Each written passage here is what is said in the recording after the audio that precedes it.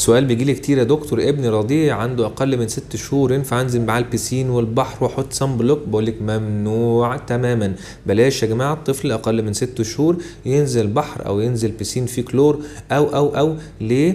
ده حاجه، والتمرين السباحه حاجه تانية نتكلم عليه بعدين. انا دلوقتي بتكلم على المصيف. خلاص. اول حاجه الطفل جلده رفيع جدا، يعني ثن وديليكت خالص، يعني بسيط، يعني مش هيقدر يتحمل الشمس، ومش جسمه بيعرفش يمنع الاشعه الفوق بنفسجيه. فاول حاجه عايز اقولها لك هو دايما يكون في ضله، دايما تكون مخلي بالك من السوائل بتاعته سواء من الرضاعه الطبيعيه او الصناعيه. من يا ريت ما نطلعش من الساعه 10 للساعه 3 عشان ضربات الشمس، وفي الرضيع مش هيبقى عنده اي ميكانيزمات او اي جسم مش يعرف يعني يحاول يتعامل مع درجه الحراره العاليه. الميه بالملح او الميه بالكلور مش امنين في الطفل دوت. زي ما قلت لكم اقل من 6 شهور ده يعني ايه مناعته بسيط.